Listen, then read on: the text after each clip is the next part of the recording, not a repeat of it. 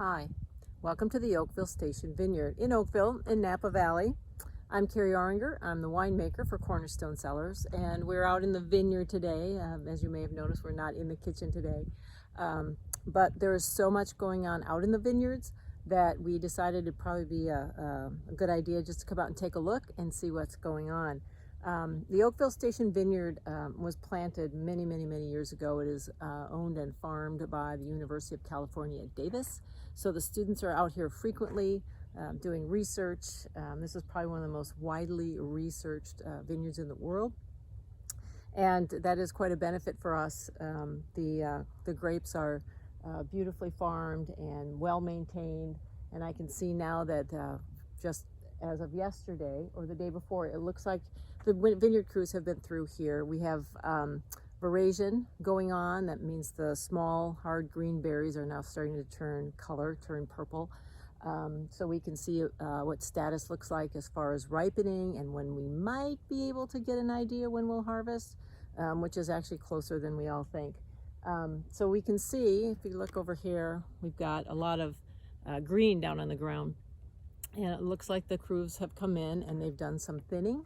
They have removed a bunch of lateral shoots. The vine doesn't need to spend any time, energy, and resources on getting those ripe. They aren't going to produce fruit for us, so they can be dropped to the ground. And because it's a drought year, the vines are going to need all the help that they can get. So we've come through a couple of different passes now with the crews. You think, well, what, do they just come through and do all the work at one time? They don't. They come through and they'll do one function at a time. They'll come through and they'll drop fruit, or they'll come through and do leafing, or they'll come through and do pruning or suckering, and one discipline at a time. So they've come through and they've done some fruit drops, and then they came through again and did some leafing.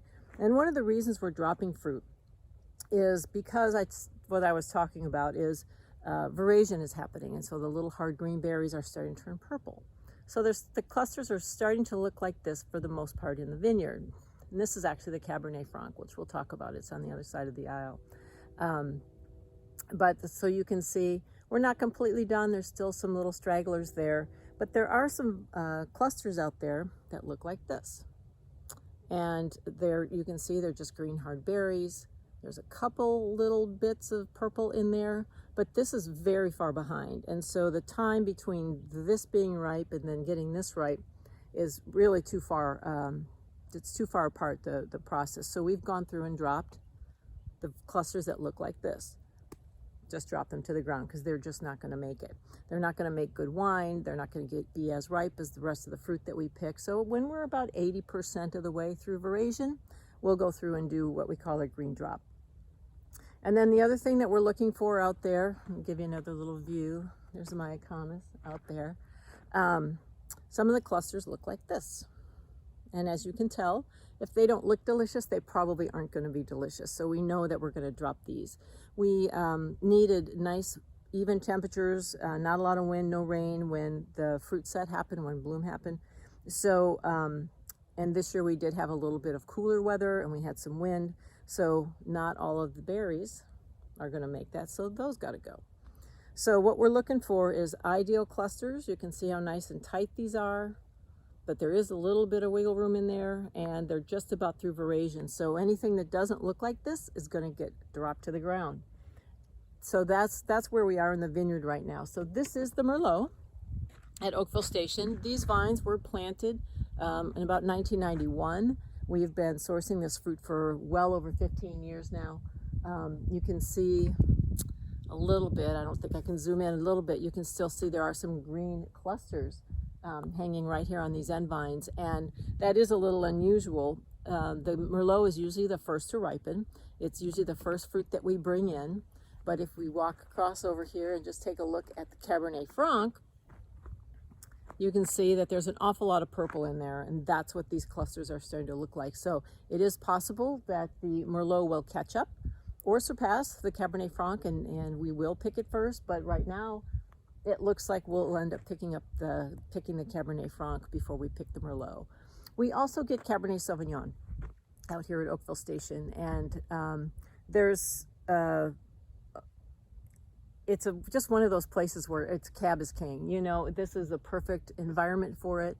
The soils are well drained. You can see they're just kind of dry, dusty. There's some rocks in there.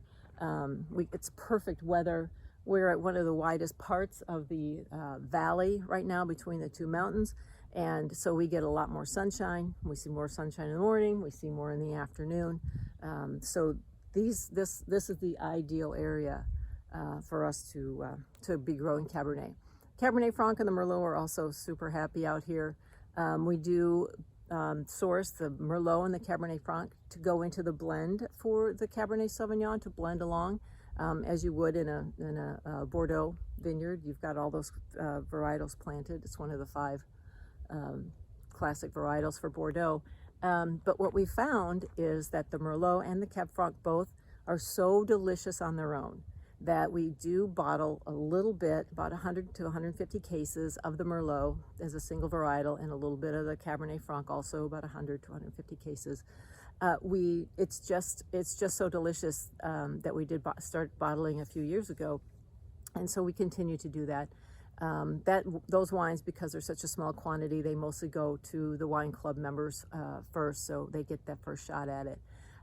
The Cabernet Sauvignon then still does get some of the Cabernet Franc and some of the Merlot, and a little bit of the Cab sometimes goes into the Cab Franc or the Merlot. So we have this great ability to blend, and it's still all single vineyard for us. The 4th wine that we make from this property is a red wine blend, and we call it red wine blend. So I know it's clever. And we always has some Cabernet in it. It always has some Merlot in it. It always has some Cabernet Franc in it. But the varietals change each year, the percentages. So one year might have a little more Merlot, one might have a little more Cab Franc, depending on the blend. So we're calling it a red wine, but it is Oakville Station vineyard designate. So that's where we are out in the vineyard today. We're watching verasion closely. We're kind of on schedule, really. We thought we were going to be a little ahead of schedule, and the temperatures have been so mellow and so warm, cool at night, that we're probably on schedule to harvest about the same time as we did last year, just probably the end of September, beginning of October. So that's where this vineyard is. We'll check in at another time. We'll check in and see how Rutherford is doing. I saw the Coombsville fruit that mostly goes into the benchlands. I saw that yesterday, and that's rolling right along as well. It is cooler down there. They get a lot more fog. The fog just today burned off, not that long ago, and it's still foggy down in Napa. So those vines take a little longer to ripen farther south towards the south end of the valley and towards Carneros. So we'll check in with those vineyards at another time. In the meantime, take a look and see if you've got some of our Merlot or the Cab Franc in your cellar, and I say open up a bottle. We just got done bottling the 2019 vintage, which is why we're now being able to spend some more time out in the vineyard, because we have bottling finished. So we put some beautiful Merlot in the bottle and some Cabernet Franc as single varietals from this Oakville Station. So that's it for me for now. That's what's happening out in the vineyard. The next pass that comes through will be our last pass to drop any stragglers that are still hanging out there that we don't want the vine to have to spend any energy on getting ripe. So in the meantime, open a bottle.